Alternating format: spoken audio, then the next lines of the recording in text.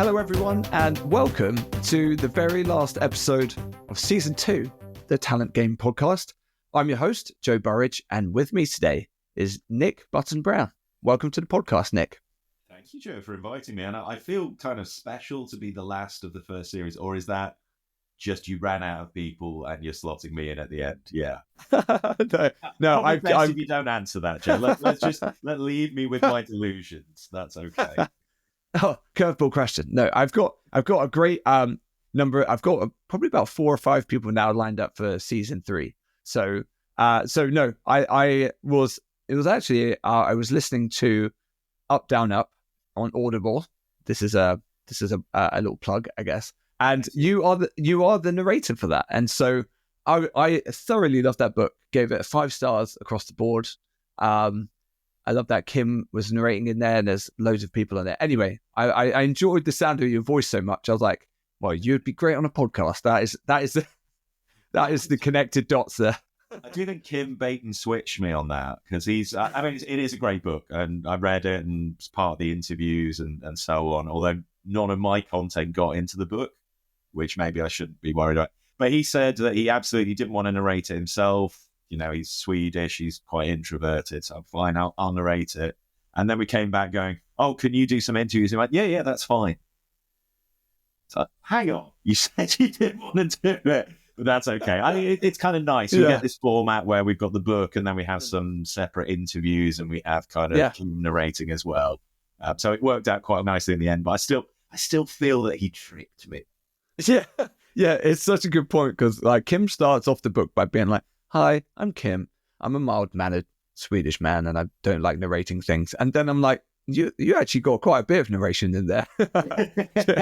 So yeah, that's funny. But yeah, I thoroughly enjoyed it, and so that's why I was like, I had to get you on for a spectacular final episode. So there, but hey, I'm chatting about you like everyone knows you. There might be at least one person who doesn't. So yeah, go ahead and introduce yourself.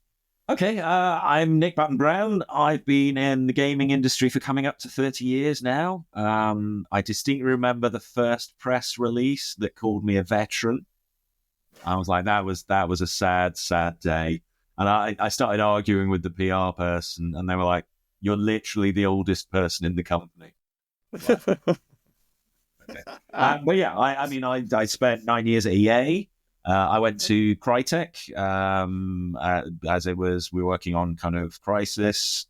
Spent 5 years in Germany, came back to the UK with Improbable, which is big Silicon Valley tech unicorn, raised a bunch of money to deliver distributed computing, big games and big processing.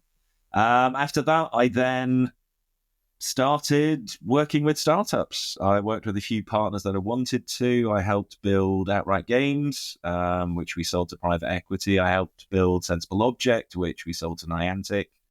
And then during lockdown, in part because the people that have been really helpful to me over the years had been angels, people that had invested, but they'd been there and done that, I set up an angel group.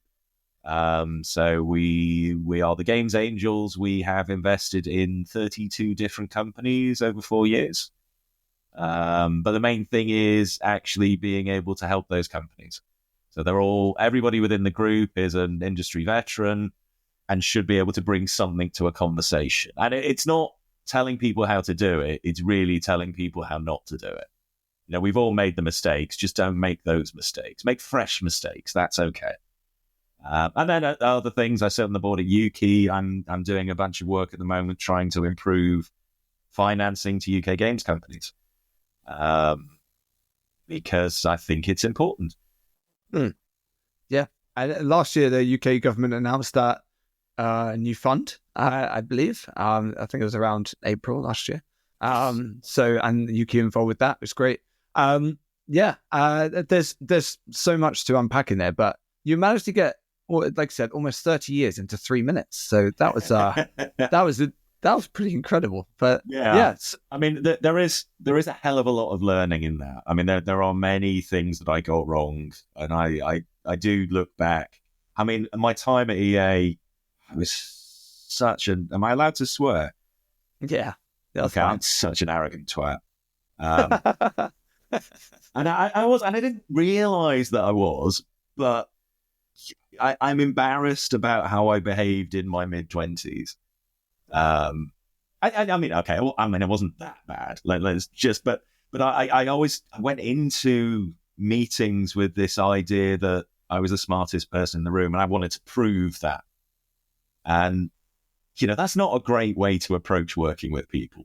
So I hope I've learned some of the mistakes, but I'm still learning lots. And the interesting thing of working with lots of startups is you get to learn really quickly. You get to iterate really fast. You're working with multiple startups.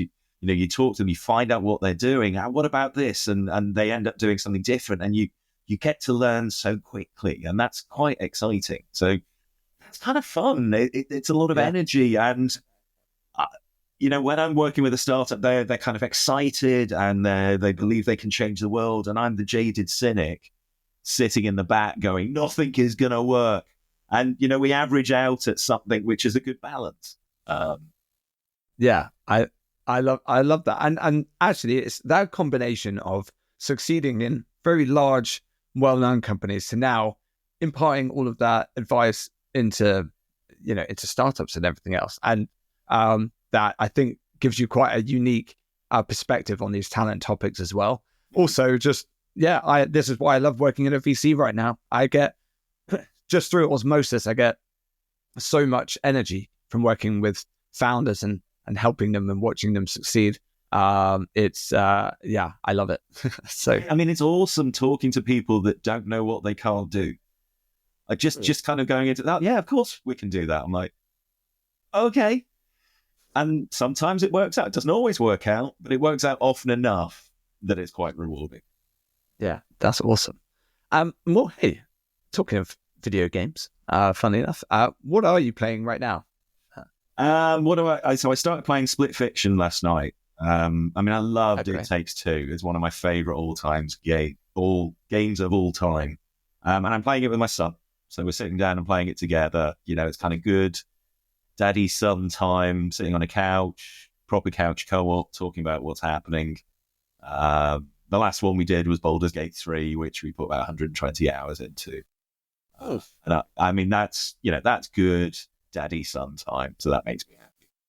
That is great. Yeah, I'm funny enough playing both of those games because Split Fiction I started on Friday. The great thing about still having friends at EA is that they get you codes.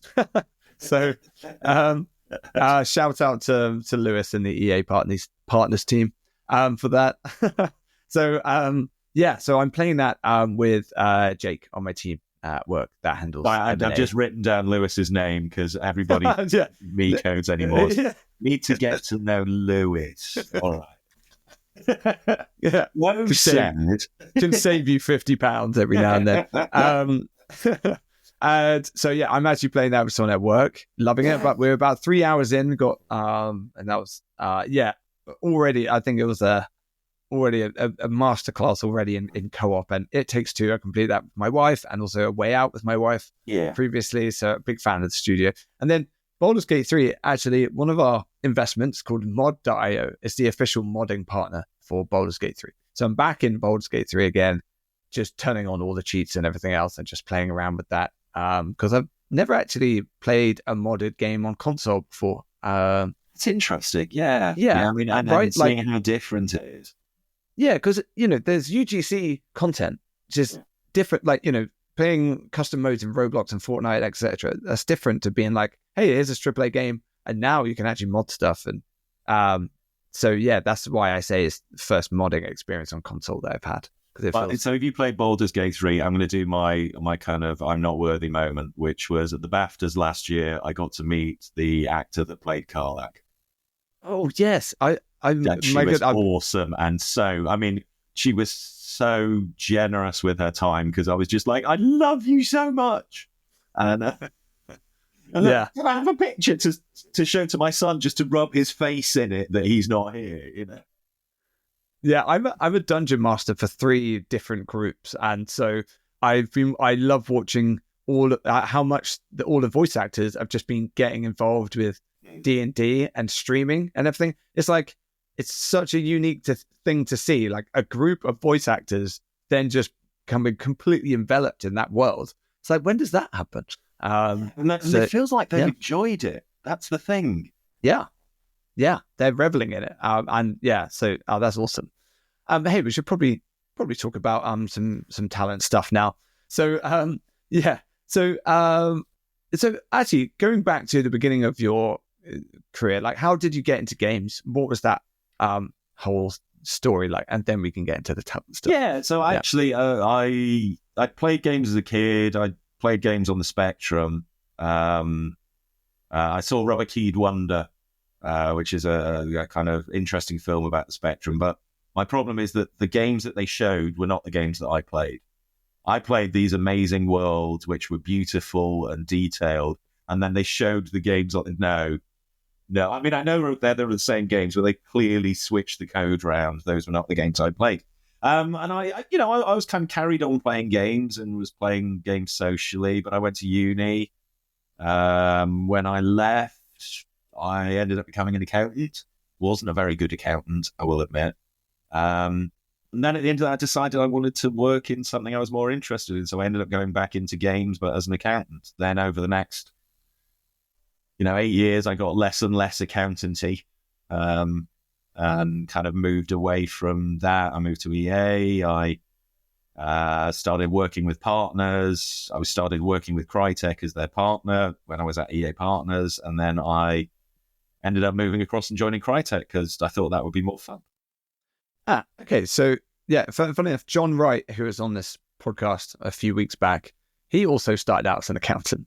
That's what, before. Okay. I think it's a great business education. But yeah, it's a bit dull. Yeah. Well, so you got into that. Yeah. So IDOS as accountant, then into EA, and then from there, like learn the ropes of games. So yeah, I can see actually. I've got your LinkedIn profile in front of me. So went into business development and then learned the business of games from there. So that's a pretty fascinating path. I think everybody has their own story. Yeah, it was. I mean, I got into the games industry and then I carried on changing what I was doing.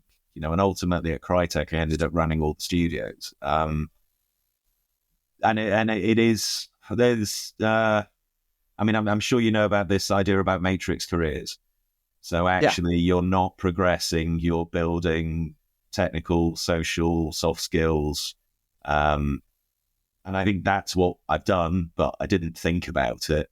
A friend of mine started writing a book about it. I was like, oh, you've got a classical matrix career. I'm like, great. So that's just giving me an excuse for all the bad decisions I made that I'm like, yeah, great, I'll take it. Yeah. I like, well, the Americans would say like a jungle gym? It's the career ladder it's not a career ladder, is a, climbing frame. Let's use it. Yes. And sometimes you move sideways, and I did that a few times, but to do things that I found more interesting. Yeah. I preach that all the time. Like if you just follow what you would enjoy and where the learning is, like everything will click into place. So yeah, it's funny. I very rarely tell people I used to be an accountant because it does change their perception. Oh, sorry, I didn't realize you were actually really boring. Is that? It's always that kind of, are you a game creator? I mean, I'm a terrible designer, but I think I'm fairly good at building teams. I'm an awful designer. I'm a terrible artist. There is nothing within the game that I can do better than the people that are doing it. But that actually frees you up a bit if you know you're not better than them at it. So you don't try. Yeah. Yeah. And the cool thing about I've been in recruiting for about 12 years. You see so many different career paths. Like my first thought is like, oh, accounting makes sense. It's numbers and understanding business. And EA always needs plenty. Every business needs that. And so it's like, great, like sideways move into that, and you just switch into something you're passionate about. Common bit of, the amount of times I could speak to someone who's an accountant, they're like, oh, I want to get into games, so I need to learn how to make games. I was like, you don't. All of these other games companies need accountants, right? Like, start with that. Like, start with a sideways move into that first, rather than trying to learn Unreal or Unity or something. I mean, yeah, they want to do that, cool, but they forget that they can just take their skills into these businesses. Yeah, and I mean, I business think that the games industry hasn't always been the best at taking skills from outside of the games industry. Often it's actually let's other industries do things quite well. Can we pick up some knowledge from that? Can we bring it in? That's not putting them on a pedestal and, oh my God, they know how to do this. But, they've learned over many years. Maybe some of that knowledge is valuable. Yeah. And I'm also a big advocate for that. If you have a really solid interview process and you really understand the business and values and everything else, then you have the ability to spot that talent from outside the walled garden, which is games. And then you can start bringing in more diverse opinions and these sorts of things. So, I'm totally with you on that. And so, hey, fast forwarding from the right at the beginning of your career to now. So you mentioned you're an angel investor and you work with, you said you invested in 30 plus companies so far. I would love to know, in your opinion, like what makes a team or a company like investable? Like what are the things that you're really looking for? Yeah, I mean, so I'm an angel investor rather than a VC or an investment fund. So my criteria are slightly different. For me, it's two things. It's a good team and it's a sound business opportunity. The good team is important because you've got to have a chance of delivering it, but also as a startup, stuff is going to go wrong. And what you want is a team that can deal with the things going wrong. I will admit that's the main bit of due diligence I do on the companies that I'm looking at is find out what happened in the past when things went wrong. I like people with battle scars. I like people that have got it wrong before because it's only then that you start thinking about how you dealt with that. You start looking back and wondering about those mistakes and you learn so much from the moments when you got it wrong. I'm also slightly cynical if anybody ever tells me they haven't got things wrong. They're just lying at that stage. Yeah, I'm just perfect. I'm just too perfect. It's a weak. Yeah, it's a my weakness main of mine. flaw is my perfection. No, that is a terrible answer. Yeah, I'm just thinking. If anyone's listening and they don't understand anything about the world of investment, what does angel investing mean? Okay. So angels are smaller checks. They tend to be, they're individuals. So they're people coming in. It's like Dragon's Den, but nothing like Dragon's Den. It's people going, I have a little bit of cash. There are great tax incentives that make it worthwhile doing. But you go in, a few of you get together, put a check into a company, and then that will allow them to kind of start and grow. So angels are often the first stage money in. Then after that, you'll get a later round. It's often called a kind of seed round, which involves venture capitalists. So venture capitalists are professional funds, like yourself, who are then investing in these businesses and trying to take them to the next stage. Yep. And usually investing other people's money. Yes. Sorry, you're right. They will have gone out to a bunch of people around the world and saying, give me 100 million. And 100 million will have arrived and they'll start spending the 100 million. Yeah. Yes, exactly. We're custodians of a very large pot of money.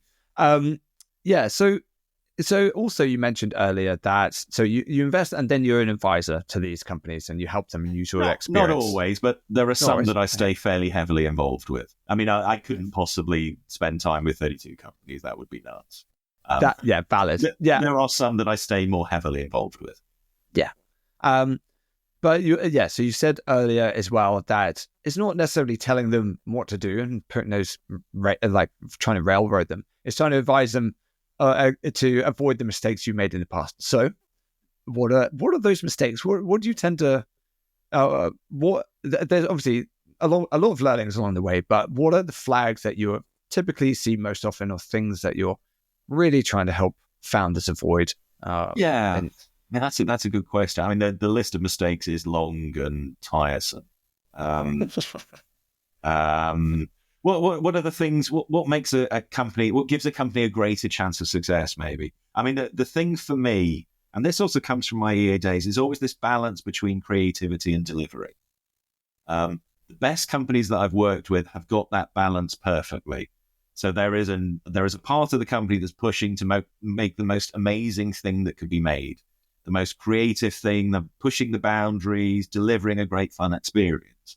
And then on the other side, there's a part of the team that's kind of going, yeah, but we've got to have it out. It's going to be out by this date. It's going to be out with people playing it. We've got to deliver it with the money that we've got left, because if we go bust, your grand vision is not going to happen. And so the best companies and the best teams always have that balance between the creativity and the delivery. There are times when it will shift a little bit. So when I was at EA Partners, you definitely look for the start of the game. You wanted more creativity and less delivery. And then as you're passing alpha and getting to the end, it's all about the delivery. We've got to get it out the door. Stop suggesting new ideas. So it can morph over time, but you have to have the potential that you've got both balanced enough so that one side does not defeat the other side consistently. Yeah, great. And I often think about these circles merging in, and also just the teams that I've been a part of throughout my career. I've definitely been in teams that are like all in on one circle and not the other, and then vice versa. So I think sometimes in games, there's, for the art, passion for the art form. It's like, no.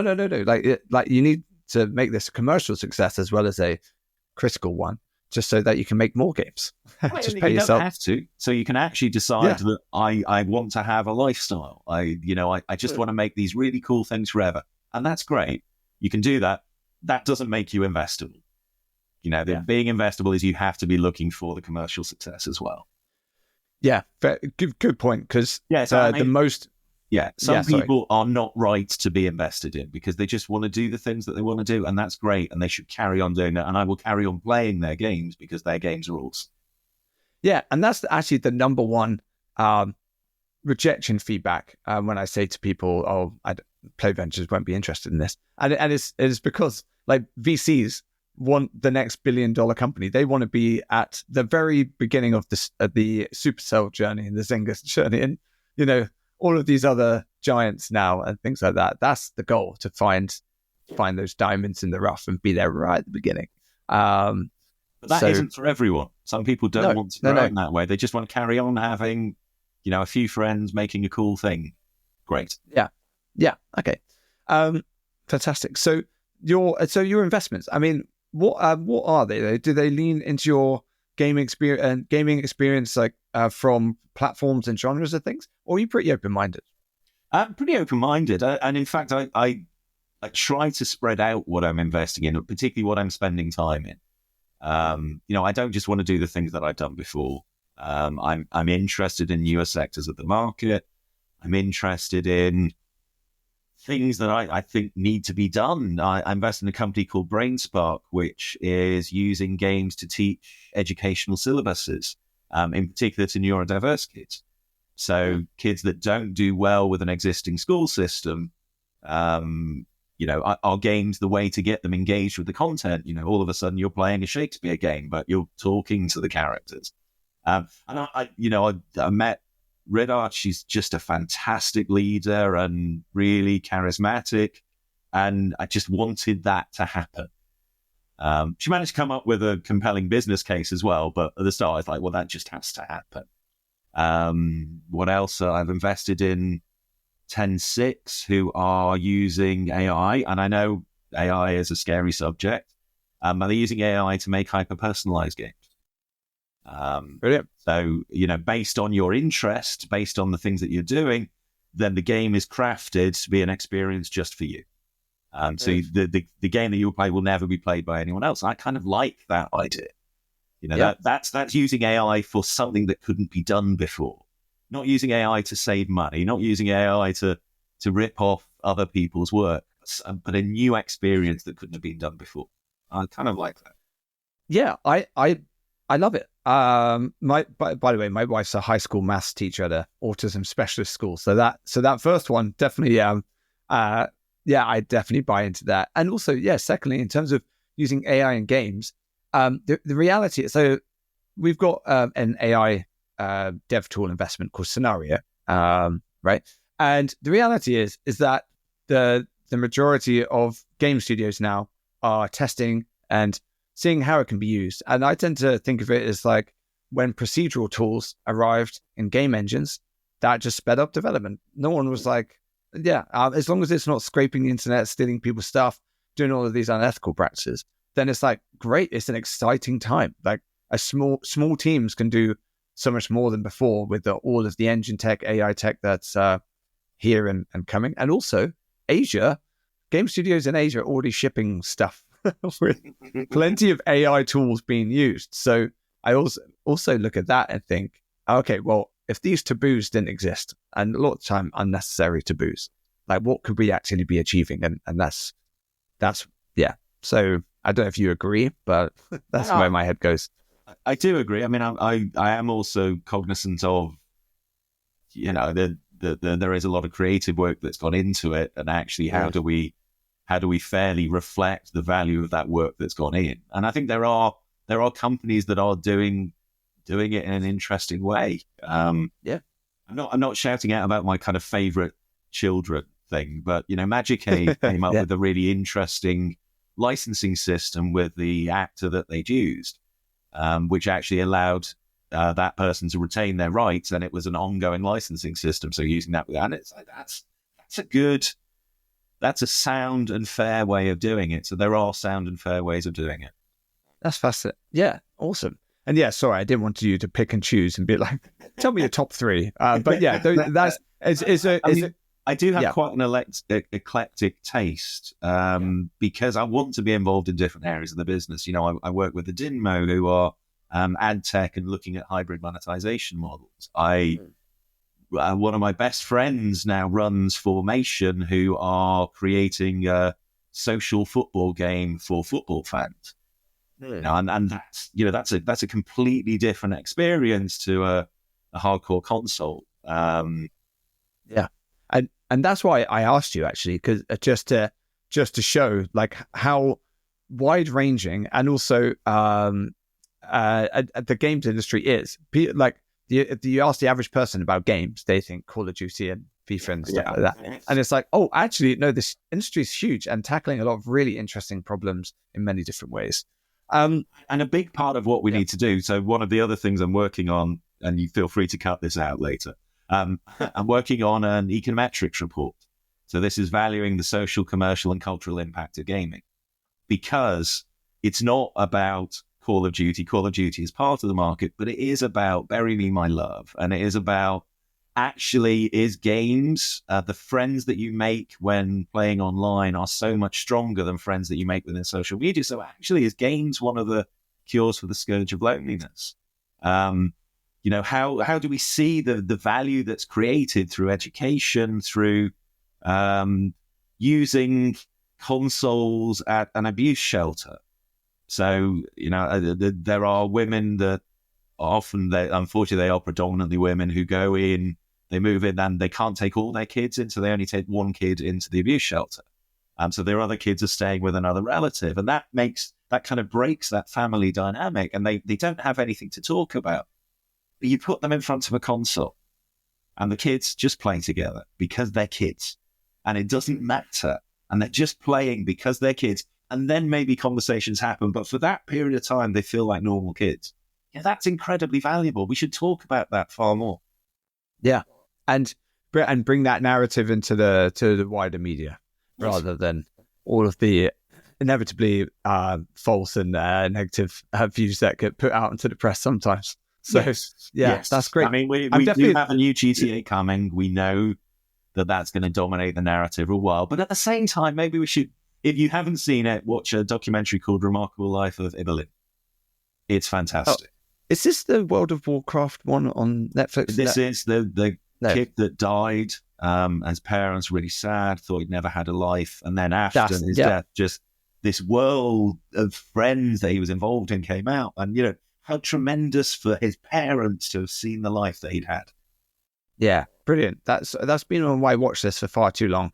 I've got flights to GDC coming up. That will be on my. I'll download it ahead of time. I've got 20 hours of flights coming up, so it's not a brilliant one for a flight because I did cry.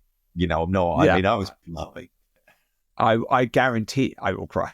This is just me these days watching films. So, that's brilliant. Thanks so much for that. Definitely won't cut that out. I think this is all really really valuable work. Hey, we got not quite closing up to the end, but we still have a few minutes left. I would love to go back to your learnings in your career on the talent side. So, for example, you said that you were leading the game teams at Crytek, and you worked your way up at EA, and you've been in leadership positions in game studios and game publishers for a long time. So, I guess the question is, what do you find is the most important thing that you've learned as a leader and a manager of people? And then, can you spot those telltale signs in other people, other teams, as well, or is it very much this is what I learned as a manager in my own style and experience? That was a very long question. I hope you can. So I've managed large teams. I struggled with managing large teams. So my kind of personal learning is I like small teams. Everybody's working together. They all love everybody buys into the decision. The decision making is so quick and responsive. That's the kind of team I really like. As it gets bigger, as people lose that sense of ownership, as the communication gets worse, and as more people, a smaller number of people are carrying the load for a wider group, that's really difficult to manage. So a lot of my advice is just keep the team small, or at least find a way to structure a series of small teams. So don't build a 150-person team, build 5 20-person teams. And then that allows them to kind of keep that ownership. What are other lessons? Honesty. I mean, there are times when I've had to deliver bad messages to the teams that I've been involved in. It's better to be honest, straight, talk about it, answer questions, don't hide. But that isn't immediate honesty. So, it's not, I've had a bad day, something bad has happened. I don't need to tell the whole team that, because that's my job. My job is to deal with that. And then tomorrow that problem has gone away. So you're communicating the big things, but don't scare the crap out of them with the little things. Because there are just days, there's a problem with the bank. Fine, great. We'll deal with it. We'll get through it. But you don't need to scare people with that. What other lessons have I learned? Don't buy a bloody Ferrari. Great advice. You'd think that kind of went without saying. Turns out you really do need to say it. Don't buy a Ferrari. And certainly don't park it in the company parking lot. Okay. It's funny how many times you hear that in these explosive growth success stories and stuff. And it's often a sign of, the culture's changed somewhat. Yes, it's the sign that almost kind of people have given up. The thing that they were making is not so important anymore.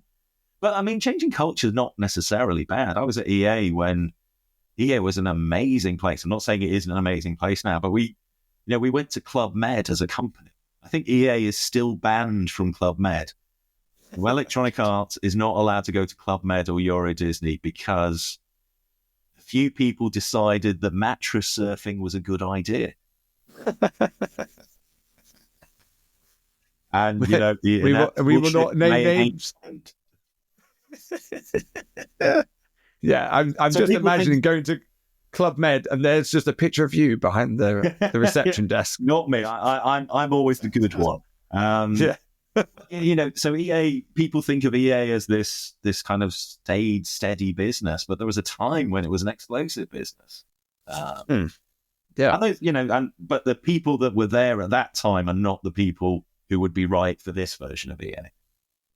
So I guess, one of my other learnings is recognize that where you are in the time of the development of that company. And sometimes even you as a founder, it's the right thing to do to go. It's the right thing to do to hand over to somebody else. So just have that level of self-awareness that you may have been the right person at that stage, but now the company's bigger.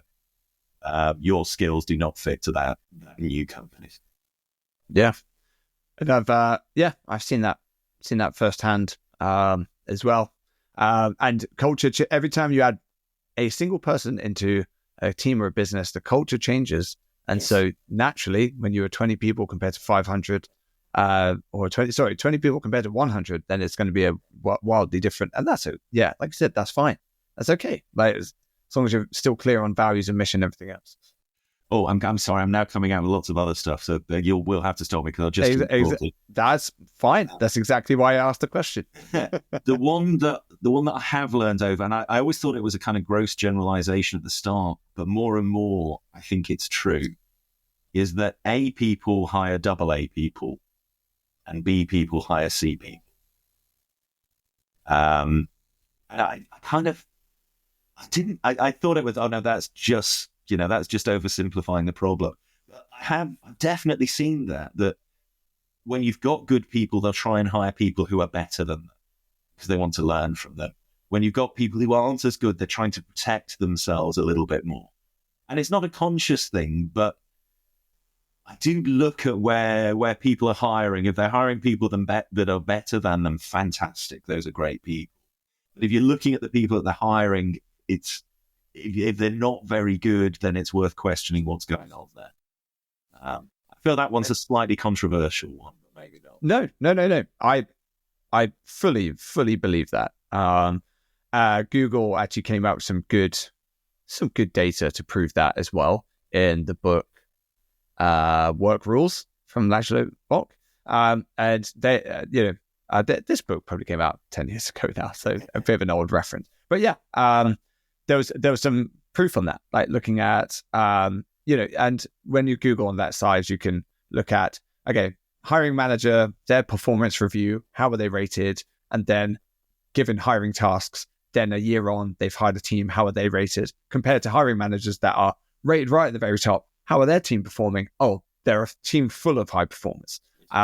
So that was quite interesting. So no, I don't think controversial at all. I think very true. I think A players, like the top talent, will also have an unwavering demand to be surrounded by great people as well, smart people. Some of my saddest moments come from the point where I've had that amazing talent, and because we've expanded, the people that are coming in are not as good at them. So I'm actually diluting that amazing talent rather than helping them to be better. That's when I look back, those are some of my biggest regrets, is where there were some amazing people and I wasn't able to help them get more amazing. It is, when you talk about symptoms of growing fast, I think it all kind of boils down to that. It's like, have you just thrown people at this business, or have you been really methodical, really purposeful with your growth and very clear on the bar that you're aiming for with your talent? Because it is far too easy to grow exceptionally fast and then just lower that bar to hit the headcount targets on time. Awesome. Any other thoughts? Before my last question comes in? Any other? One interesting one that I was talking to. So it's kind of partially about how you're selling your company. So you need to have somebody that can kind of talk about your company. I ended up getting into a conversation about extrovert versus introvert. So most people think I'm an extrovert. My wife, who's an occupational psychologist, says I'm an introvert who has learned extroversion. So I cover up for it. But one of the interesting pieces of research I was reading was that there are different. It's not a two-dimensional line. Actually, there are different kinds of introversion. It's more of a kind of three-dimensional space where you are. So anybody that is thinking about how wants to know more about themselves, advised to read the report on the different kinds of introversion. That's pretty fascinating. I love talking about this. In fact, when I joined Play Ventures last year, I got everyone to do the Myers-Briggs. with the extra bits added on, so the Myers-Briggs plus the other stuff. Yeah, I say Myers-Briggs, the 16 personalities website, which does a very good job, I think, of condensing it. But what I just wanted, I don't people have pushed back on the Myers-Briggs and everything else. And I'm like, that's fine.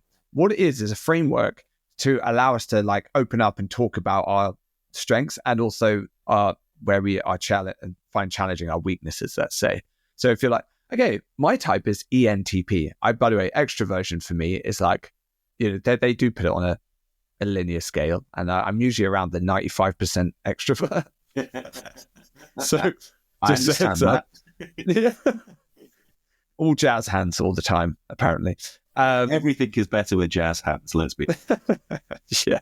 But point being, I do love talking about the team dynamics. Somebody that runs their own podcast would be an extrovert. Sure. Yeah.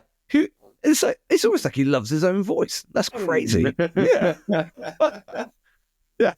By the way, the fascinating, they're more perfectly lined up with that exercise. So 14 of us did it. I plotted all of the results on screen. So, there's 4 different lettering. I won't go too deep into this. But anyway, there's 4 different things you can be. So extrovert or introvert, and then intuitive or sensing, and etc. Anyway, I plotted everyone on the thing. And the majority were in E, then N, then T, then P, which funny enough is mine. But also Hari and Henrik, the founders of our company, are also ENTP. And I was like, here's a good example of how the founders of a company can shape culture.